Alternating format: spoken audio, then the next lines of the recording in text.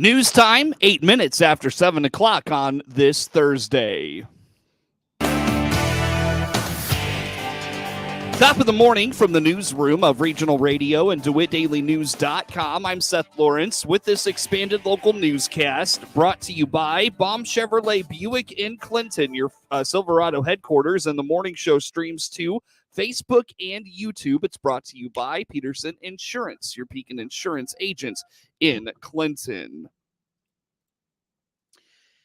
If you've driven by the DeWitt County Sanitation District facility along Business 51 on Clinton's south side, you've likely seen cranes and loaders doing what looks to be major work there. President of the DeWitt County Sanitation District, Steve Schaefer, tells Regional Radio the project going on is roughly $14 million and stems from a mandate from the Illinois EPA. The plant is going through a major construction phase to upgrade and meet the standards put forth by the EPA, National EPA, and henceforth the Illinois EPA. They're in the mid-process of all that construction right now. 2 years ago, we got notification from the EPA that we needed to start meeting specifications set forth by them on the cleanliness of the water that we are putting out in all the facilities that we operate, with the caveat that if we do not meet it, we start paying fines, monthly fines. Started working at that time to line everything up. We started notifying the public when we were doing stuff. We had meetings, we had open public meetings for what is going on. We have an engineering firm that's done this kind of work on a regular basis that have lined everything up for us, and we moved forward. And after we notified everything, we went ahead and signed contracts to do the building. According to Schaefer, the mandate from the EPA was largely unexpected, and therefore they could not take time to save money to make sure they did not put the burden on water users with the costs. Well, we are having to put forward a levy of $12.50 a month on the users of the sanitation district to pay off the loan that is with the IEPA. Now, that money that is being gathered cannot be spent on anything other than the construction upgrade of the plant. The loan itself is set for a 20-year payback. We will keep looking at the picture of what we have and adjust everything from there. But at the end of that time, that $12.50 goes away. There's no other collecting of it. If down the road it is deemed that we can get by without it, we will be doing away with it earlier. But at the present time, it's a 20-year loan. The users of the sanitation district see their billing and their taxing brought out on the Clinton City water bill. It's a line item on there, and this will be a line item on that bill. Well, you can't build any kind of a nest egg. You have to have use as it go. If we were to sit there and tell the public that we had built up a $14 million nest egg to build a new plant, I would assume that we'd get hung. It's a case of you have to move forward under the guidelines of the EPA and IEPA to do this kind of work. Once complete, the sanitation operations will run much more efficiently and will better filter the city's wastewater. The use of the word efficient is very good on that, because what it's going to do, it's going to provide the removal of phosphates, nitrogen, and some of the copper buildup that's known in the Clinton water. It's going to operate the plant, like I say, a lot more efficiently, and it's also going to expand the plant for the IEPA's projected growth of the area, so that we will have enough plant to cover the growth in the town. The project, again, is a total of $14.4 million. Schaefer notes, though, after loan forgiveness, it will reduce the total loan to just over $10 million. He also points out the project is mostly on schedule and is projected to be complete in September of next year. The Clinton American Legion did not have a busy summer, but they're celebrating some successful events from the past several months. Starting with the 4th of July celebration on the Clinton Square, the Legion took over that event, and on the WHOW Morning Show Wednesday, Josh Thielen with the Legion told Regional Radio it was an excellent event. It went amazing. The community really came together and came out. We had a great time, had a couple of different events going on. And I'm excited for next year, and we're hoping to expand on what we had this year and grow it out a little bit. And maybe we can start getting more of the downtown area covered. Yeah, I want to say we had about 4 months maybe of planning. Okay.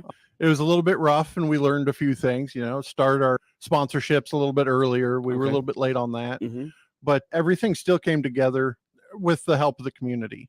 I was walking around town talking to all of our businesses. I talked to as many as I possibly could. Some got the information, some owners didn't, but in the end, everybody really came together to help us pull it off. And it sponsored all of our events so that the community could just straight up enjoy and have a good time. One thing that I will forever love is the decorated bikes, the opportunity to watch all the kids decorate their bikes, bring them up. And we didn't care how old you were or how young you were. Come out, decorate your bike, have a good time, and let's just do it as a community. The best part had to have been when we finished it off with the watermelon eating contest. It was a lot of fun to just watch the kids just go face first into the watermelon and just go crazy, make a mess, and just see shirts covered in watermelon. We even, at the end of that event, had enough parents decide to step up, and we filled the tables again and let the parents go for it. And yeah, it was a great time by everybody, and we look forward to doing it again. Looking to the 4th of July in 2024, Thielen hopes to continue to enhance the activities with inflatables and other new activities. He thanks those who volunteered from the community and hopes to see that kind of participation again next year. We're going to definitely bring back a lot of what we had last year because a lot of that went really well, but we're also looking at bringing in some inflatables, and that's going to be on a lot of our sponsors. We're going to need a lot of sponsorships to pay for some of the inflatables. Hopefully I want to try to keep it as free as possible. If the more sponsors we have that pay for stuff, the more I get to keep free, and the less volunteers I need to be sitting at different spots. We depend a lot on our sponsors for those events. And last year we had a lot of good sponsors. From all of our sponsors from last year were fantastic, and we're hoping they'll sponsor again this year. One of the big things that I want to try to address this year, and I need the volunteers for, is the trash. Some of the trash piles got a little bit overpiled, and I would like to try to keep that under control next year. If I can get more volunteers, and I'm sure I will, we'll be able to address some of that stuff.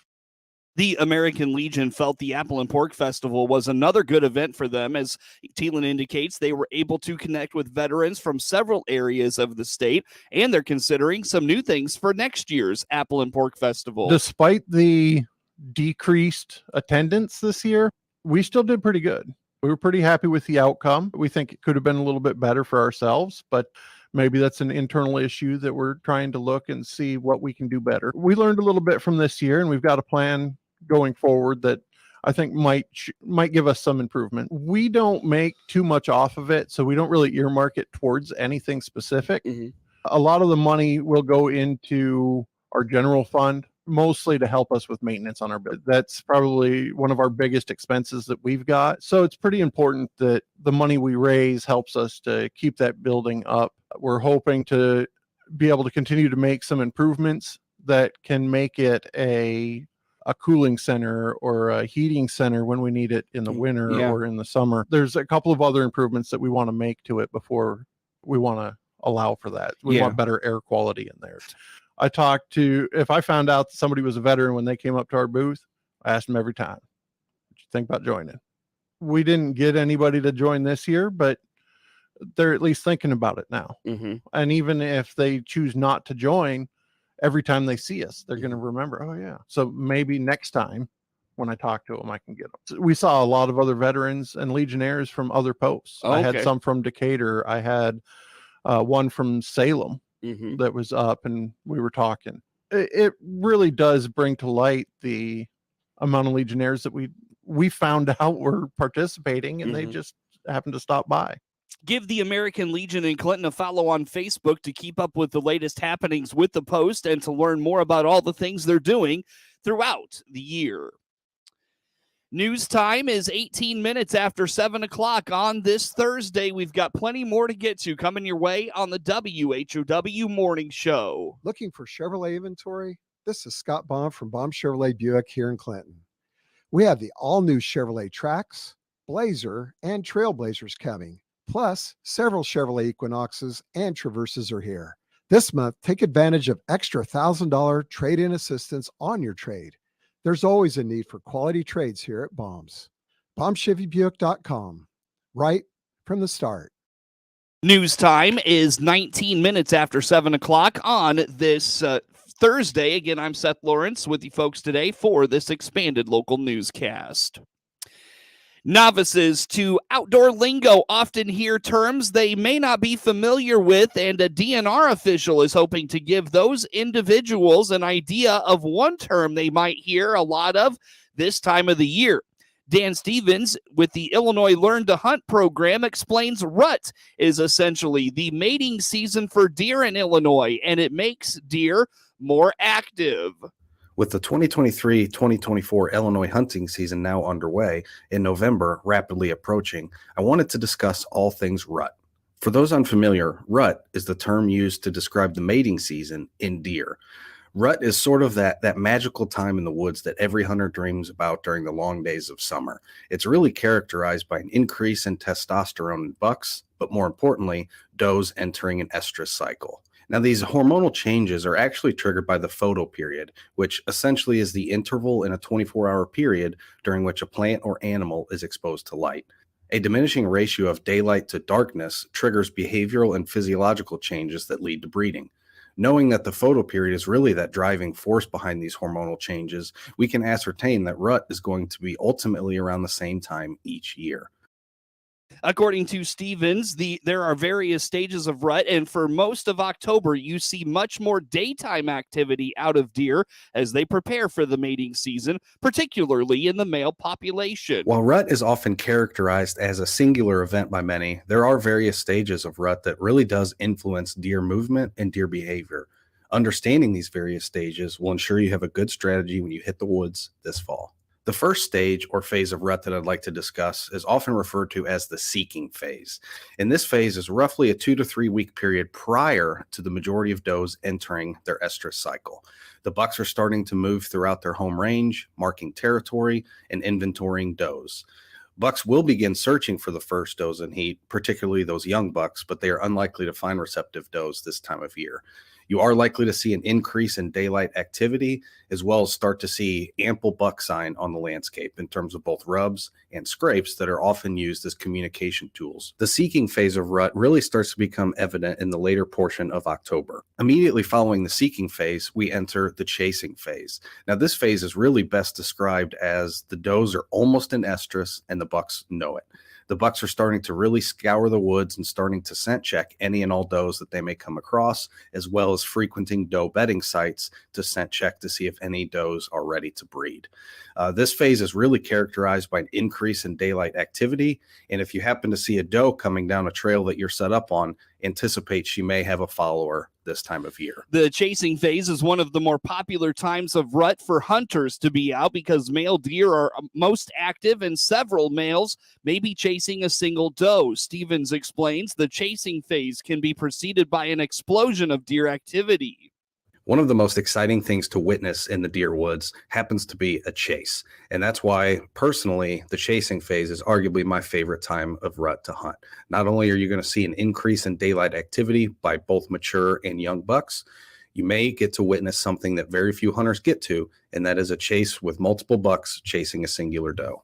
The behavior of deer during the seeking and chasing phase does have some similar characteristics. However, during the chasing phase, you're likely to see bucks in hot pursuit of does following directly behind on the trail. As we enter the end of the second week of November, this is what many would consider kind of the peak of rut, the estrus cycle, the lockdown, and some even refer to it as the tending phase. This is when the majority of does in the landscape have entered their estrus cycle and are now willing and able to breed. Buck movement will break wide open this time of year. You will readily still see seeking and chasing. Now, this can be a challenging period of rut to hunt, especially after a buck locates a hot doe that is willing to breed. He will go into a lockdown mode. He will start to shadow this doe and hold that specific doe in a very secluded location that has dense vegetation. He will stay with that doe for upwards of 24 to 36 hours, breeding several times throughout that time period. Once they are done breeding, that buck will then leave and start to go find a new doe who is also receptive to breed. Stevens notes there is a second season rut that takes place after the conclusion of the first breeding season, roughly a month later, but he notes deer are not nearly as active as the peak of rut in October and November. The Social Security Administration is reminding older citizens of the growing issue that is financial crime. The financial scams are affecting older individuals, especially those living with dementia. As cognitive and mental functions fade, those citizens become more vulnerable to someone acting maliciously. Jack Myers, public affairs specialist with the Social Security Administration, says victims of fraud who are 80 years or older lose an average of $39,200 every year. Many times these crimes go unnoticed as the funds make their way out of innocent people's accounts. And unfortunately, Tim, financial crime against older Americans is a growing problem. People living with dementia are at an especially high risk of becoming victims. You know, as memory and other cognitive skills decline, it becomes easier to fall victim to fraud and scams. And, you know, I've seen some statistics recently that said victims of fraud who are 80 years and older lose an average of $39,200 each year. So, you know, as you mentioned, you know, that's just a big problem. And we hope to give out some tips that can help people avoid that sort of thing. As you mentioned, we talked in the past about elder abuse and the different types, and this financial exploitation is the most common form. A lot of times this is going to go unreported because the victims don't always realize it's happening, or if they do, their caretakers don't always realize it's happening. Those looking after a person with dementia will often need to be aware of their financial information to be aware of discrepancies that may be a sign of financial abuse. Myers notes the advice given will require difficult conversations that may regard the independence of an individual. Loved ones, friends, family, whatever the case may be, could do together to try to minimize the risk. Now, some of these things are going to involve some conversations, and obviously these are always sensitive situations because, you know, not everybody is as willing to approach or do some of these things, but they're just at least things to think about, Tim. So, you know, one thing that I would recommend, or we would recommend doing, would be to, you know, try to talk to your loved one about spending limits on credit cards. You know, that's a way to kind of limit some damage. It still keeps some autonomy, you know, gives them some flexibility to be able to go out and enjoy time with their friends and that sort of thing. But it sort of limits the damage that could be done. Myers recommends those that are vulnerable to financial scams also sign up for the Do Not Call program that will shield the person from unnecessary fraudulent calls. Myers notes that the Do Not Call site will not end all scam calls. For more information on financial scams, visit the Social Security website, ssa.gov. Illinois Congress has entered into the fall veto session officially this week as Republicans and Democrats vote on local, state, and national policy. Dr. Kent Redfield, professor emeritus for the University of Illinois Springfield, lays out the basics of the sessions and the types of legislation that'll be brought up. The governor has very strong powers to veto bills from the 1970 Constitution, but it's set up in a way that you have to come back in the fall and the legislature gets a shot at overturning those vetoes. And so we're going to see some veto bills that were vetoed completely Governor also has the power to suggest changes and a mandatory veto. And then because they're in town, we always get new legislation or old legislation taken up. And so it's likely to be, we kind of know what's going to happen. But if the legislature's in town, they can, things can come out of the blue. So we shall see. 3 days this week, and then they'll come back in two weeks and do 3 more days, and it'll be done. Policies to be aware of for the veto session include collective bargaining, scholarship money for low-income students, and policies regarding health care insurance, rent control, and firearm possession prohibitions. One of the things with the new school aid formula back at the end of the Rauner administration was a bill that provided state income tax credits for people to contribute to private scholarships. So it's not really a voucher, but it gets in the school choice area.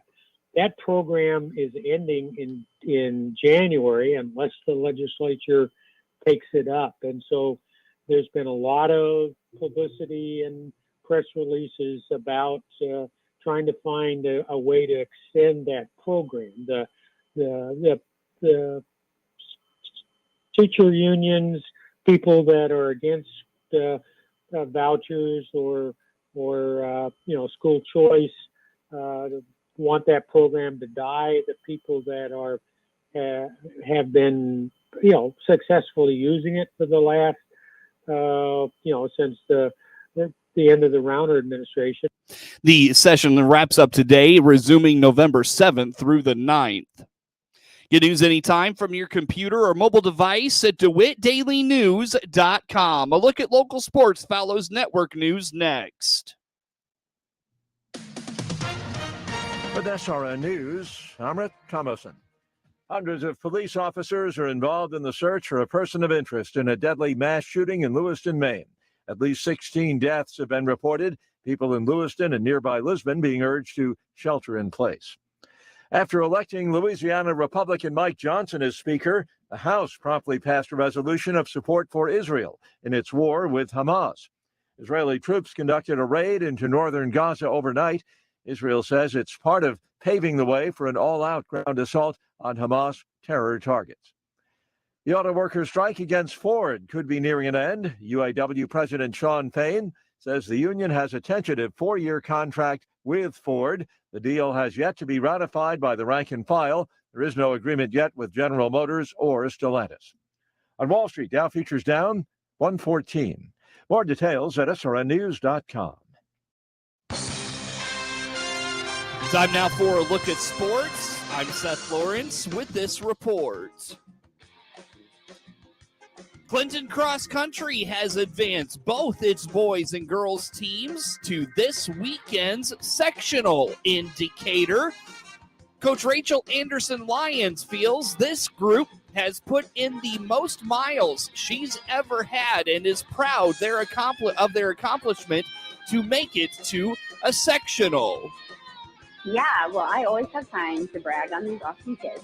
They have been absolutely amazing. So we had a super strong summer training session, which I would say was our strongest since Leanne and I have been coaching in 2019.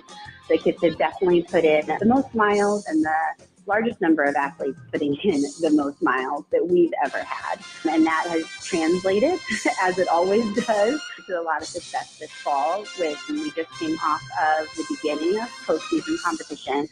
So this last weekend was regionals, which is the first step in advancement to the state for cross country. So cross country is set up with regionals, followed by sectionals, followed by state. And you can advance either as a team or individually, and it's all at the same time, which is a little different than like some other sports. But yeah, so it was a super strong showing by our athletes this past weekend, and we're just really proud of them. The boys team is led by senior Drew Moser, while the girls are led by senior Michaela Keppel. Coach Anderson-Lyons says both are able to elevate themselves amid competition. Yeah, it's truly, Seth, I could talk about each and every kid, and that is because they have put in so much work in the off season, so they've all seen so much improvement. This last weekend at regionals, we really emphasized to kids that they didn't need to do anything extraordinary to be able to advance. So it's the top 7 teams that advanced out of the regional, and the girls finished 3rd as a team, and the boys finished 2nd, which they competed basically to their highest level. So we have a loaded regional. It's just how it is with where we live at and how the other teams are around us. So like on the boys side, we were 2nd to literally the number 1 team in the state, and they would be competitive at any division. That team, they're very, very strong. So the boys just really ran so strongly. And what I love is when they, we've got these projections when we're going into the meet. So like, for example, our 6th runner was projected to be 37th. That's Dustin Gross. He's a freshman, and he finished 31st. And then we had another athlete projected 36th, and he finished 30th. That was Ollie Gore. And it's so on and so on. I could go through nearly each and every athlete. They're just really running so strongly. Drew, our number 1 runner, he was projected to be 8th, and he said he knew when he was running, he was in kind of this pack in like 8th to 9th and started chipping away. And he knew the top 5 are the medalers, the individual medal earners. And he ended up being in this pack of 3 that were 4, 5, and 6. And he just knew, he was like, if I want a medal, I've got to go. And he had an amazing finish. He was so strong. He was ahead of that whole pack and finished 4th, even though he was projected 8th. Coach Anderson Lyons credits Moser and Keppel for their leadership and the entire team's will to put the team first. I think it absolutely motivates the entire team, and I think that it becomes just part of the culture. So those 2 are outstanding leaders, but they are not alone. Like, there are so many other amazing leaders on the team. I mean, for example, this past weekend, a junior, Colin Jameson, he knew that we were pretty secure in advancing. So instead of running his absolute best race, he chose to grab 2 underclassmen. I mean, effectively, this is what you're talking about, presence of mind, knowing what they're doing, where they're at in the race, and pull them to their best while racing himself. And he still, amazingly, finished 2 spots ahead of where he was supposed to, even though he was running more so to encourage those teammates and draw them to their best. So Drew and Keppel are not alone in their desire to bring everybody along with them. With rain in the forecast for Saturday's sectional meet, many athletes or teams may see that as concerning. But for Clinton, Coach Anderson Lyons says, bring it on. Well, we love to run in the rain. First of all, we don't do anything different. So nothing needs to change. And we talk about that with the athletes in regards to all areas of their lives. Like, this is not the week to modify your sleep habits. This is not the week to try new foods. Like, we've had a whole season to prepare for this. We're just going to stick to our routines, worked really well for us, and focus on having a positive outlook, positive mindset. And then as far as weather, man, our team has very much so embraced the fact that inclement weather is a gift to us because we are mentally prepared for that. We've trained in it and we talk about it extensively, and they're ready to race. It's not going to deter them at all. One of my favorite all-time memories is the now alumni runner, Claire Holland, on the line at the conference meet, and it started to rain, and she just had the biggest smile on her face because she knew it gets in other competitors' heads. And if we've prepared for it to not matter, we're ready to roll. This Saturday's meet is at the South Shores Park in Decatur. Coach Anderson Lyons says this weekend's focus for her runners is placement and making sure they have the points to advance to the state meet in Peoria. The Big 12 champion Normal Community Ironmen have used strangling defense and a high-powered offense to roll through its regular season 9-0 and secure a top seed in the Class 7A high school football playoffs. Coach Jason Drangwitz credits the work his team put in the offseason to the success they're experiencing this year on the football field. Well, I think it really came down to really 3 things. Number one, I feel like we had a great winter, spring, and summer in preparation for the season. 2, I feel like we practiced at an extremely high level and haven't had any letdowns any week of practice this year. And three, we're a veteran in a lot of ways. We have a lot of guys that played a lot of snaps last year on the team that was really fighting for their playoff lives after about week 4. And then just returning all those guys with that experience and how hard they work, how well they prepared, how well they practiced, I think has led us to where we're at right now. Last year, our starting quarterback was Chase Weeks, who was a senior and a captain. And Chase went down with a broken hand that required surgery on the very first play of our third game of the year. We put in his place. We replaced him eventually completely with Kyle Beatty as a sophomore. Kyle did an outstanding job in leading us to the playoffs and getting us within 1 point of the quarterfinals. And he's kind of held that mantle and improved this year. And is definitely one of the many reasons why we're in the position we're in right now. Because the Ironmen have practiced so well all year, Coach Drangwitz believes that has allowed his team to improve in all 3 phases of the game all season long. Seth, we've really seen a lot of growth in all 3 phases of our game. I think offensively, all of our players have managed to get better. Offensive line has really improved. Kyle, our quarterback, has gotten better each week. Our running backs, everybody's improved defensively. We've got more locked into scheme and technique. And I just feel like as a team, in order to be in the position we are now, we have to be improving every week. We talk about the mantra of 1% better every day, and I do feel like we've managed and found a way to get better each day of practice in all 3 phases, and hopefully that's something we can continue this week or in the playoffs. You know, our coaching staff has done an amazing job. Coordinators, our assistant coaches, and our players have just been outstanding. We're really blessed to have a coaching staff like we have, and I'm blessed to get to coach the type of young men that we have here in the community. One of the strengths of the Ironmen this year has been their ability to not turn the football over. And Coach Drangwitz says they need to continue to do that throughout the postseason. It sounds cliche, but we've done a really good job, knock on wood, all year. We've not turned the ball over. We've turned it over on teams, so I think we've got to continue to do that. We've got to continue to play football at a really high level, offensively and defensively. I think more than anything, you got to be physical. Mm-hmm. And you got to rely. We got to be physical, and we got to rely on all our day one techniques and fundamentals that really are vital, doing those little things day in and day out to be successful. We got to find ways to get balls in the hands of our playmakers.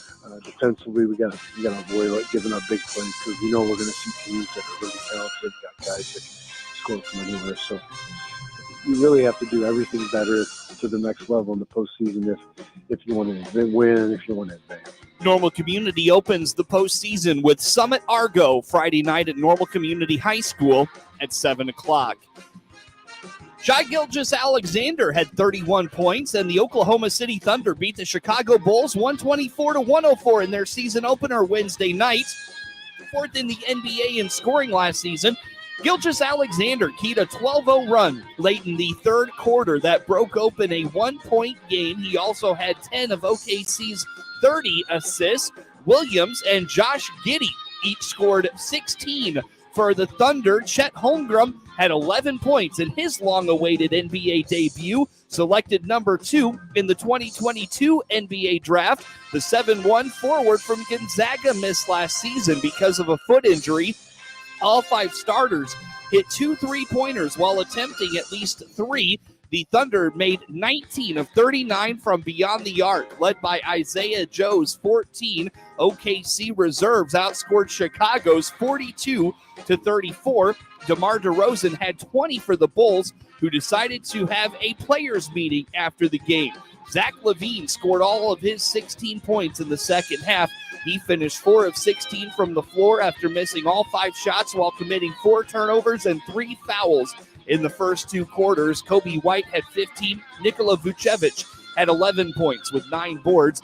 Gilgeous-Alexander had 7 points in a 12-0 run late in the third quarter. He finished it with a reverse layup to make it 91-78. Kassan Wallace nailed a pull-up jumper and a 3-pointer during the spurt. It was 91-84 early in the fourth before the Thunder reeled off 11 straight. Joe made back-to-back threes after Wallace connected from beyond the arc, scored on a layup to make it 102-84 with about 10 minutes remaining. Gilgeous-Alexander had 17, while Williams scored 14, and OKC grabbed a 61-55 halftime lead. The Thunder led 50-49 in the second quarter when the Bulls' Torrey Craig hit the inside of the backboard on a wide open three in the corner. Giddy made a layup and a three after a free throw by White, and Holmgren nailed a three to make it an 8-point game with about a minute left in the half. The Bulls' Andre Drummond had a poster-worthy dunk over Holmgren in the second quarter and made him go down to his knees moments later with a wicked crossover on a fast break layup. The Bulls will host the Raptors on Friday. Get sports anytime at DeWittDailyNews.com. This is staff meteorologist Jennifer Wojcicki with your regional radio forecast. Overcast skies today with scattered rain showers likely. High of 73. South winds 10 to 20 miles per hour. Cloudy skies tonight. Chance for scattered showers. Lows dip down to about 64. Mainly cloudy skies expected. Tomorrow, scattered thunderstorms likely. Highs level off around 76. Hear weather twice an hour or online anytime at DeWittDailyNews.com. Currently, it's 64. The Illinois Farm Bureau is offering an environmental education program for livestock producers at the farm gate level. Request your free toolkit and learn more at ilfb.org/farmgate today. This is the RFD Livestock Report.